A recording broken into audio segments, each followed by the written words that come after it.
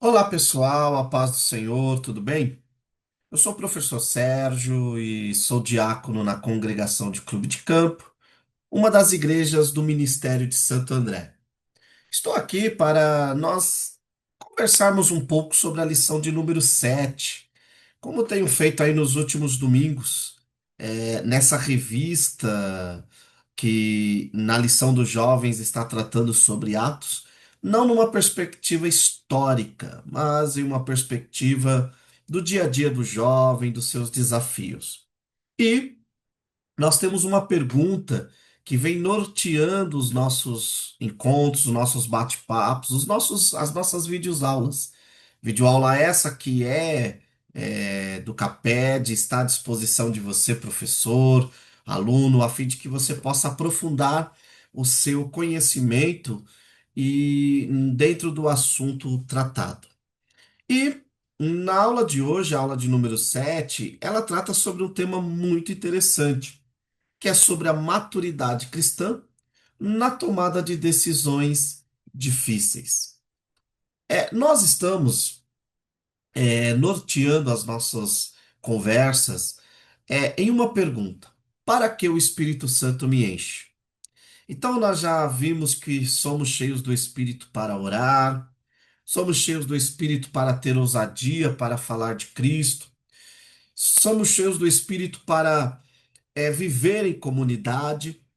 E na lição de hoje, essa lição de número 7, nós conversaremos sobre ser cheio do Espírito. Jesus nos enche do seu Espírito para nós tomarmos decisões difíceis, para nós conseguirmos ter maturidade na hora dos conflitos.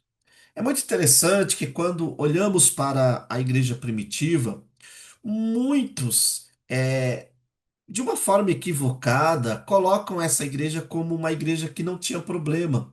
Uma igreja sem problema, uma igreja sem dificuldades, uma igreja onde todo mundo se amava e concordava com a mesma ideia. Isso é um equívoco, porque desde do princípio, desde os primórdios, nós vemos que a igreja, ela tem as suas diferenças. Haja vista que somos pessoas diferentes, né? Seria muito estranho se em um lugar todos pensassem iguais, todos agissem iguais, todos tivessem o mesmo gosto. Com a Igreja de Cristo não é diferente. Há pessoas que gostam de um certo tipo de comida, há pessoas que gostam de um certo tipo de pregação. O que nós não podemos discordar, claro, é daquilo que é basilar para a nossa fé. Mas aquilo que é descritivo, aquilo que permite-se o debate, eu, professor Sérgio, eu acho saudável a troca de ideias, a conversa, e é nas nossas diferenças que o Espírito Santo vai operando. Como assim, Sérgio? Porque a uns é dado o dom de profecia, a outros é dado o dom de línguas, a outros é dado o dom de interpretação, e cada um o Espírito distribui conforme o que é útil, conforme a nossa utilidade na obra de Deus. E esse case do capítulo 15 de Atos, ele é muito interessante porque ele vai nos direcionar para esse bate-papo sobre tomar decisões dentro de um contexto difícil, né? Então, a nossa aula de hoje tratará sobre as decisões e direções espirituais. Falaremos um pouquinho aqui da questão da lei versus graças, e foi justamente esse debate que levou o Concílio de Jerusalém, a suficiência de Cristo e o diálogo como ferramenta para resolver questões, discernimento do espírito em processos decisórios e a prática do caráter e da unidade na diversidade. O nosso texto chave vai dizer assim: pareceu bem ao espírito e a nós não impor a vocês nada além das seguintes exigências necessárias. Precisamos ter compreensão, jovem, de que a igreja, enquanto corpo espiritual, ela é direcionada, guiada, 100% pelo Senhor Jesus, que é o cabeça do corpo.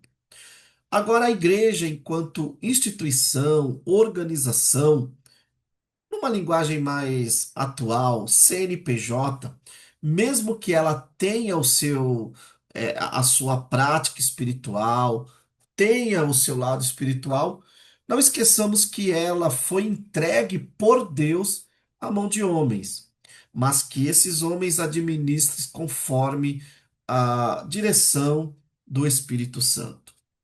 O sociólogo e teólogo Gideon Alencar, no seu livro Matriz Pentecostal, ele, parafraseando esse texto, vai dizer o seguinte: que em muitos contextos, onde lemos em Atos que o Espírito Santo em nós, em alguns contextos é nós e nós. E o Espírito Santo não tem esse poder, essa ação.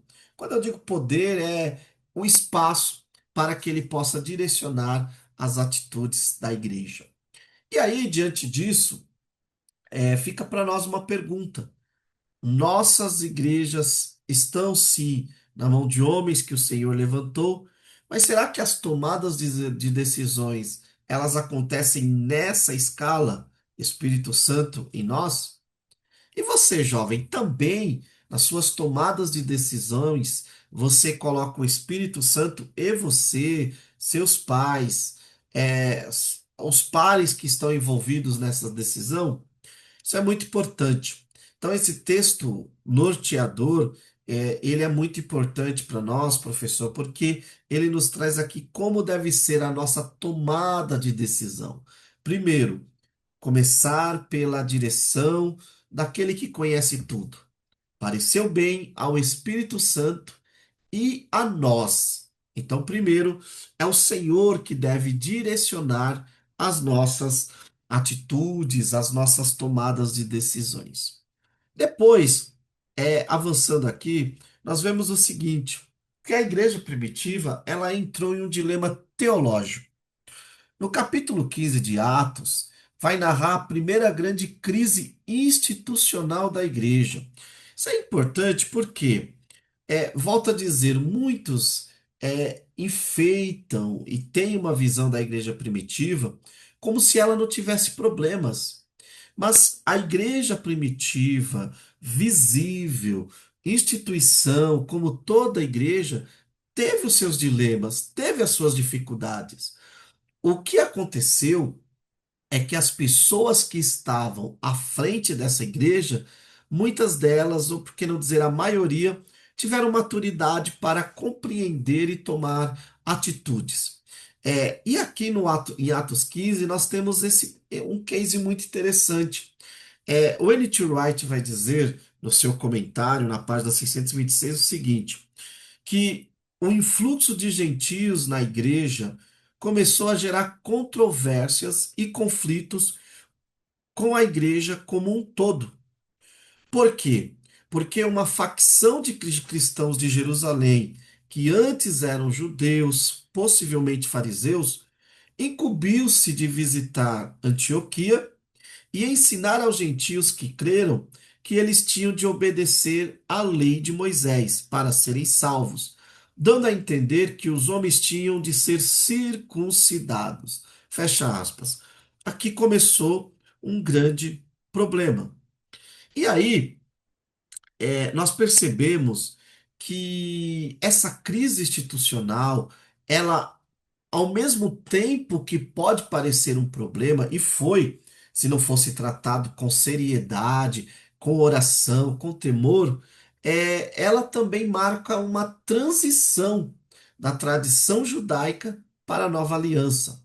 Porque os cristãos de origem judaica defendiam a circuncisão para a salvação, porque eles viam nisso um sinal inegociável da aliança.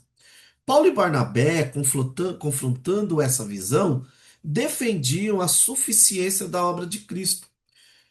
Haja vista que o contexto muito que marca esse concílio de Atos 15 está em Gálatas 2:21. Então, a maturidade cristã ali demonstrada foi foi necessário para discernir a vontade de Deus dentro daquele contexto complexo e com maturidade chegar em uma solução. Isso diz muito, jovens, sobre nós, sobre o nosso dia a dia. Quantas decisões nós teremos que tomar e decisões que envolvem complexidade, decisões que envolvem questões difíceis de lidar. Então, o que que foi que pesou ali? Eu acredito que quando sentaram-se à mesa, e nos slides que eu compartilhei com vocês, tem essa tabela, lei versus graças. Eu acredito que quando eles sentaram, eles começaram a analisar. Então, os cristãos legalistas começaram a dizer que a lei requeria a circuncisão. Paulo, Barnabé falaram que mostraram que o dom gratuito mediante a fé em Jesus é que salva. Os legalistas ali, os judeus, os cristãos judeus, compreendiam que para pertencerem à aliança eles precisavam dar continuidade às tradições rituais. Paulo e Barnabé mostram que a graça é universal independente da etnia. E aqueles cristãos judaizantes, eles traz um enfoque sobre a justiça baseada na obra da lei, enquanto, conforme registrado em Atos 15 e 11, a justiça na visão de Paulo e Barnabé, e é isso que Paulo vai enfatizar muito nas suas cartas, é imputado pela graça, né? Então, nessa perspectiva e nessa discussão do debate ali em Jerusalém, Paulo e Barnabé conseguem convencer a liderança de Jerusalém de que impor a circuncisão não seria um bom sinal. Estou trazendo aqui o contexto para que vocês possam compreender, tá bom, professor? E aí, conforme o debate avança, é comprovado que a fé em Cristo é suficiente, conforme afirmado no Concílio de Jerusalém. Por quê? Porque Deus concedeu o Espírito Santo a judeus e gentios, purificando corações.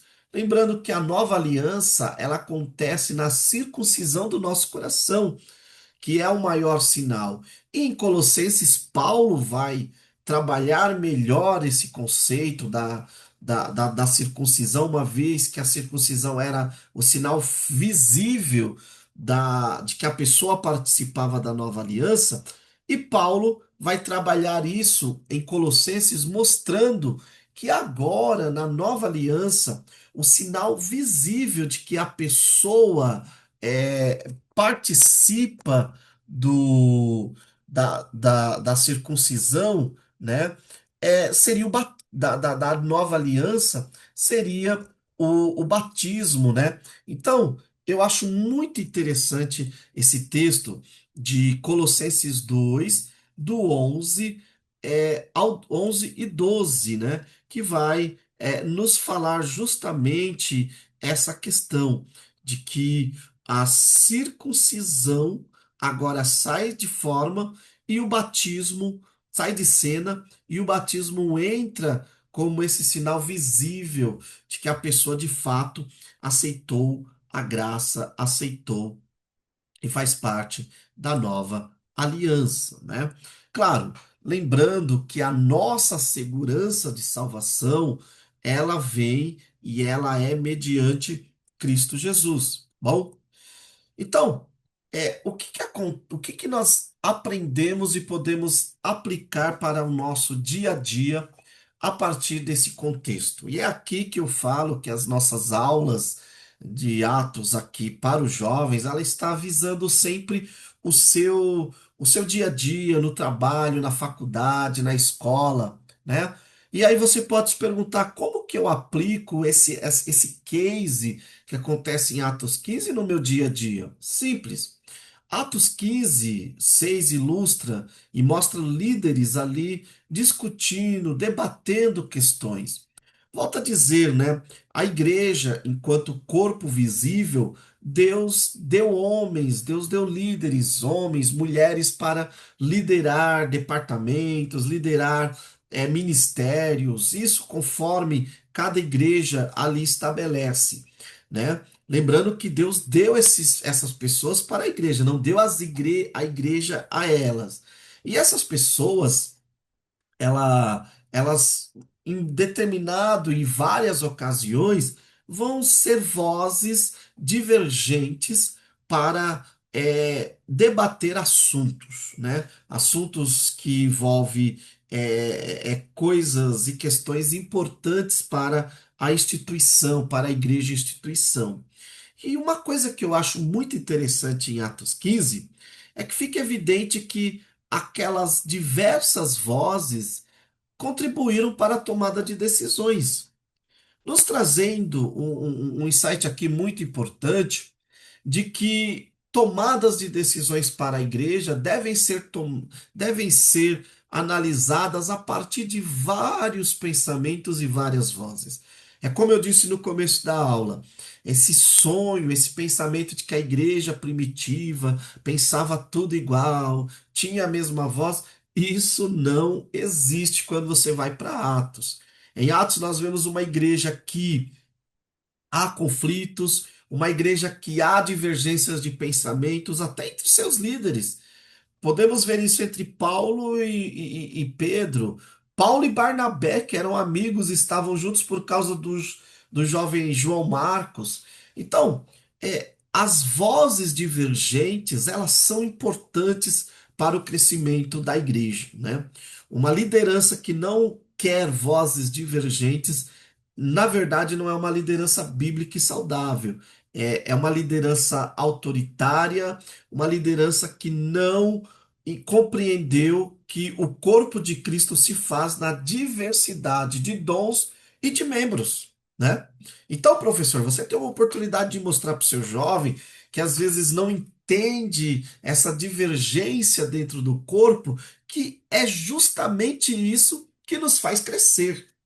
Devemos sim ser um na doutrina, ser um na comunhão, mas no pensar, mas no que envolve a parte política e humana da igreja, é normal a divergência de pensamento, tá bom?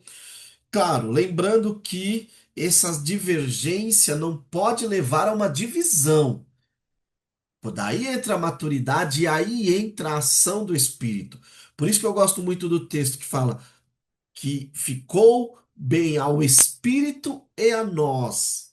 Ou seja, o Espírito toma a decisão e comunica às lideranças, comunica à igreja e a igreja aceita, né? Isso é muito, muito importante, essa tomada de decisão, ou por que não dizer essa divergência, mas a partir dessa perspectiva. Depois nós temos a escuta humilde.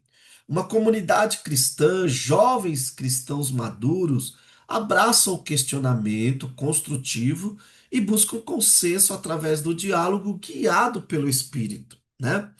E aí o nosso Bonhoeffer, né, o Bonhoeffer, como alguns pronunciam, ele tem uma frase dele que é muito interessante, né? A maturidade cristã se manifesta no amor e na humildade diante das diferenças. O princípio vital para a unidade é justamente a diferença, tá bom?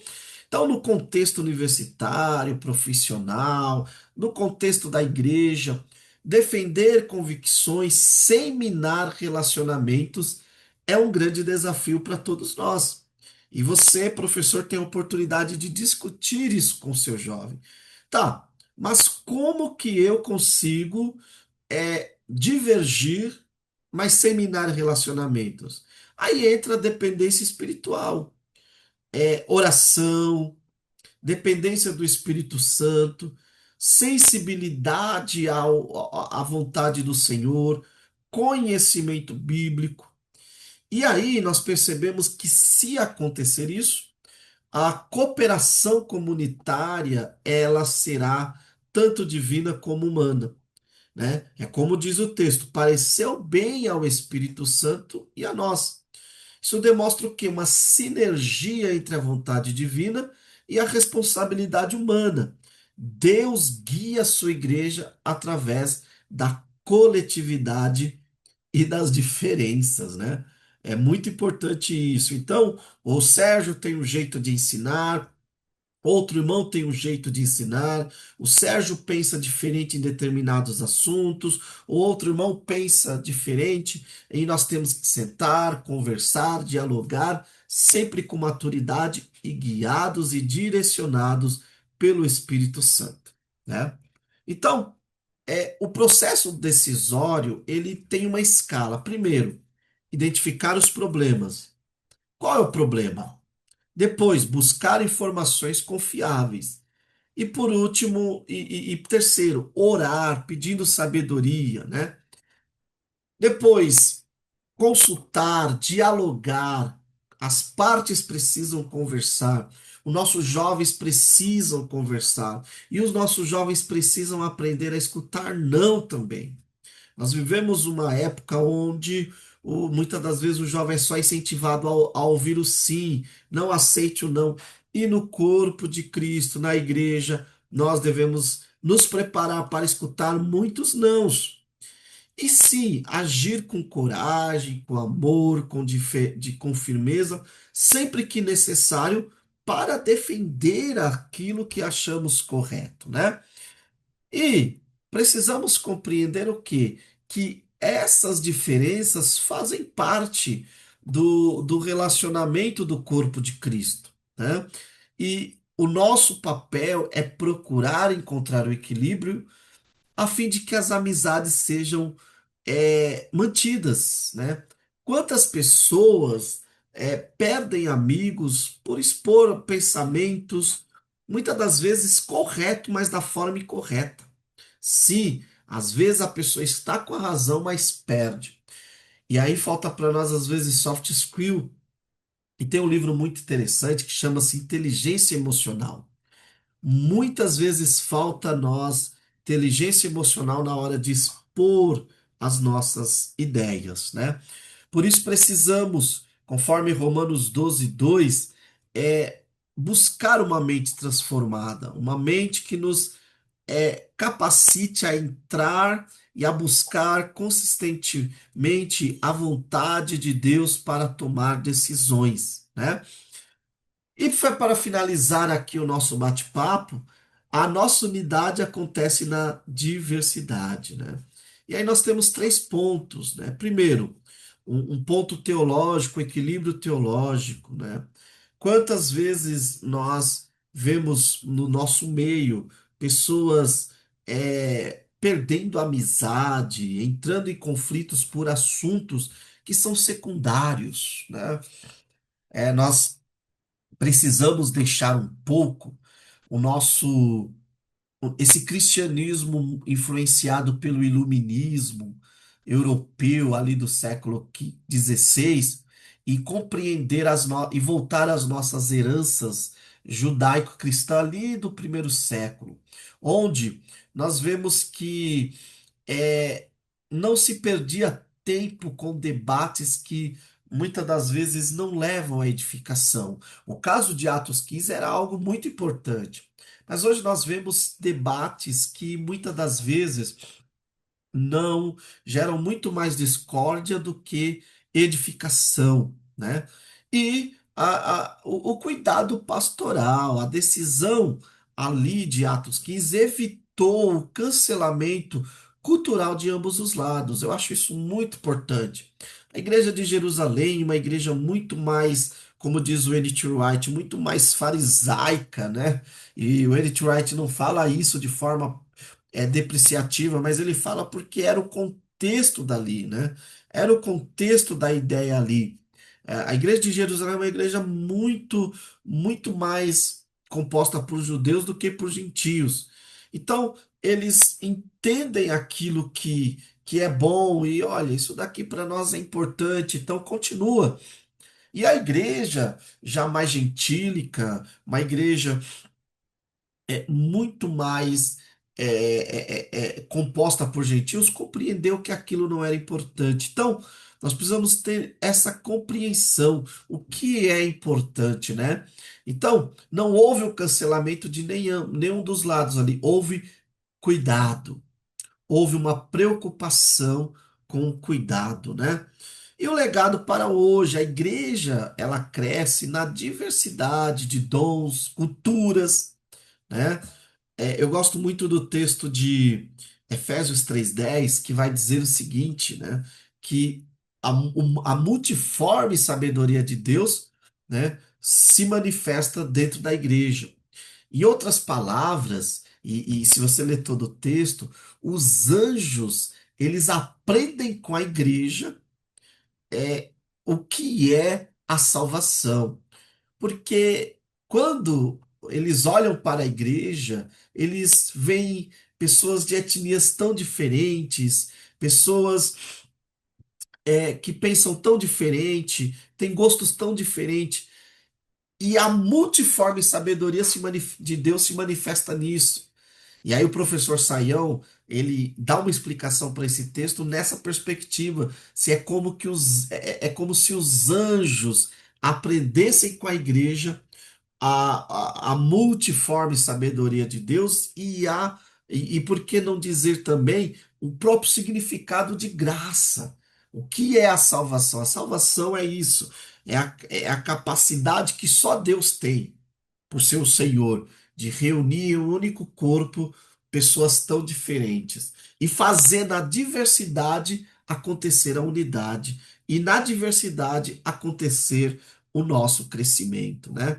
Então, jovem, a maturidade cristã, ela é uma jornada contínua, né? Ela não é algo da noite para o dia.